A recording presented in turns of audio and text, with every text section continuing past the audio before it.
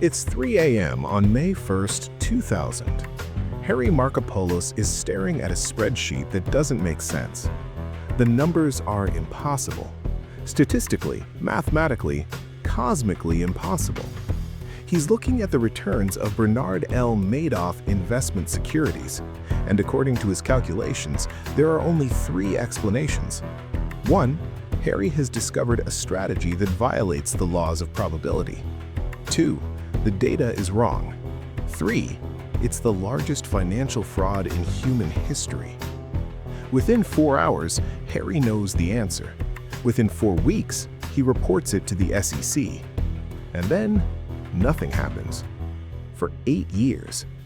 This is the story of how one accountant discovered a $2 trillion scam, why nobody believed him, and how the entire financial system was designed to let it happen. The accountant who accidentally discovered a $2 trillion scam. Bernard Madoff wasn't some mysterious offshore phantom. He was Wall Street royalty, former NASDAQ chairman, market maker for major stocks, the guy who helped invent electronic trading, and his hedge fund was the most exclusive club in finance. You couldn't just invest with Madoff. You had to know someone who knew someone. Minimum investment? $5 million. Returns? A smooth, steady 10 to 12% annually. Every single year. Whether the market was up, down, or sideways, Madoff delivered, like clockwork. Warren Buffett averages 20%, but with massive volatility. The S&P 500 swings wildly, but Madoff? A perfect sine wave of wealth. Hollywood executives, Nobel Prize winners, international banks, charities. They poured billions into Madoff's fund. And here's the thing, nobody thought it was too good to be true because everyone knew Bernie personally. He was legitimate. He sat on SEC advisory boards. He testified before Congress. If you questioned Bernard Madoff, you weren't skeptical, you were paranoid. But Harry Markopolos is about to become the most paranoid man on Wall Street. Spring 2000. Harry Markopolos works for a Boston investment firm. His boss wants to replicate Madoff's strategy. The problem, nobody knows what Madoff's strategy actually is. Madoff claims he uses something called a split strike conversion. Sounds impressive. It's actually pretty simple. Step 1, buy blue chip stocks. Step 2, sell call options above the current price. Step 3, buy put options below the bottom price. Translation, you make modest gains while protecting against big losses. It's a legitimate strategy, conservative, safe, boring. Except, split strike conversions don't return 12% annually. They return maybe 6 to 8% in great years with plenty of down months. But Madoff had losses in only 7 months out of 174, a 96% win rate. Harry runs a Monte Carlo simulation.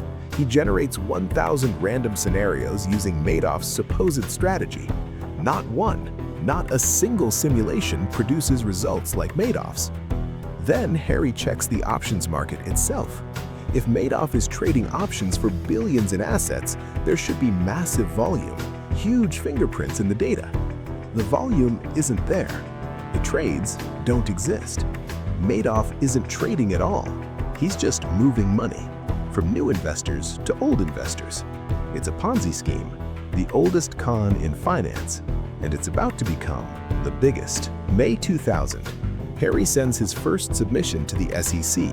It's 21 pages of mathematical proof. He titles it, "The World's Largest Hedge Fund is a Fraud." The SEC doesn't investigate. 2001, he submits again.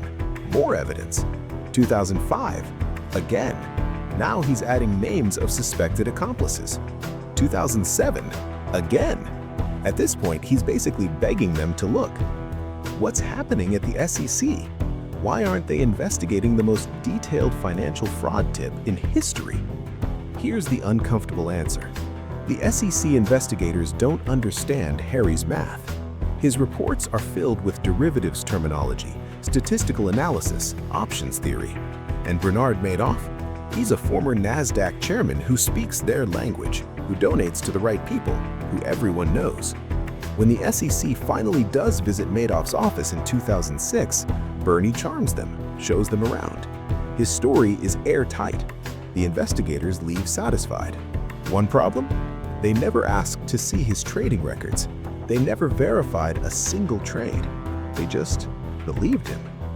Harry Markopolos spends 8 years knowing the truth while watching Madoff's empire grow. He later says he feared for his life, feared Madoff had Russian mafia connections, started checking under his car for bombs. And then, in September 2008, everything changes. The financial crisis hits. Lehman Brothers collapse. Investors panic. They want their money back. And Madoff doesn't have it. He never did. December 10, 2008, Madoff calls his sons into his office, tells them everything. The whole operation is, quote, one big lie. His sons immediately call the FBI. The next morning, agents arrest Bernard Madoff at his Manhattan penthouse. The final tally? $64.8 billion in claimed assets. Actual amount? Maybe $20 billion at the peak. The rest? Phantom returns that never existed. Charities collapse overnight. Retirees lose everything. The Wilpon family, owners of the New York Mets, lose $500 million. June 2009, Madoff is sentenced to 150 years in federal prison. He dies there in 2021, age 82. But here's what haunts the story. It didn't have to happen. Harry Markopolos handed the SEC a mathematical proof of fraud 9 years before the collapse. With names, with evidence, with step-by-step instructions on how to investigate. And the system didn't just fail, it actively protected the fraud. Because the SEC wasn't designed to catch people like Madoff. It was designed to catch insider traders and small-time scammers, not respected insiders, not former chairmen, not the guys who golf with commissioners. The people who should have been investigating Madoff were the same people who'd worked alongside him for decades. So what changed after Madoff? The SEC created a whistleblower program. They paid Harry Markopolos nothing, by the way. His fraud was reported too early to qualify. But the fundamental problem remains. Complex fraud is really hard to prosecute when regulators don't understand what they're regulating. FTX, Theranos, Wirecard. Every few years, another impossible-to-detect fraud collapses. And every time, there's a Harry Markopolos somewhere. Someone who saw the numbers and knew they were impossible. Harry Markopolos still investigates financial fraud. He's exposed several more scams since Madoff. He's become very good at being ignored. Because the system isn't designed to reward people who find problems. It's designed to reward people who don't ask uncomfortable questions. And when someone promises impossible returns, we want to believe them. We need to believe them.